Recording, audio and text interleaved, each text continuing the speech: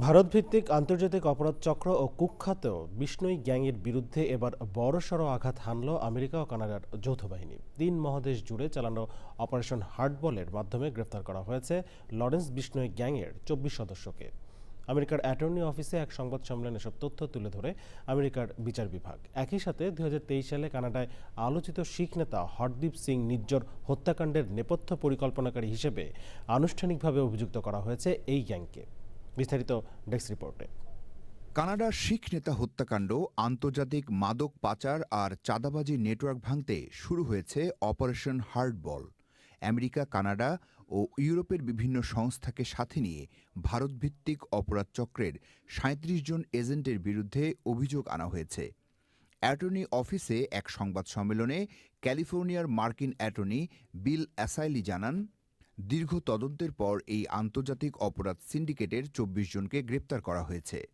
As part of today's takedown, law enforcement has arrested approximately 24 defendants across the United States, Canada, and Europe, and we've executed 42 search warrants within the Central District of California and the Eastern District of California.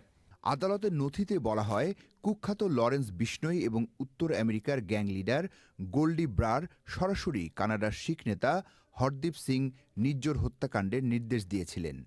এই অপরাধীরা Los Angeles এলাকায় কোটি টাকার cocaine ও methamphetamine পাচারের সাথেও জড়িত।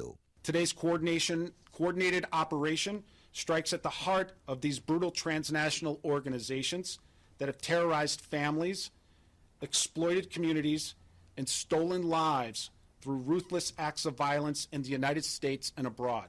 তদন্তকারীরা বলছেন, অপরাধীরা এখন আর কোনো দেশের গণ্ডির মধ্যে সীমাবদ্ধ নেই। তাই অপরাধ দমনে বিশ্বজুড়ে গোয়েন্দা তথ্য আদান-প্রদান আরও বাড়ানোর দাবি জানিয়েছে Canadian police. Our work today makes our communities, cities, provinces, states, and countries much safer. But it also is a symbol of something even greater. Strong and reliable collaboration that made this operation possible. অভিযানে বিপুল সংখ্যক মাদক ও ৪২টি search warrant কার্যকর করা হয়েছে।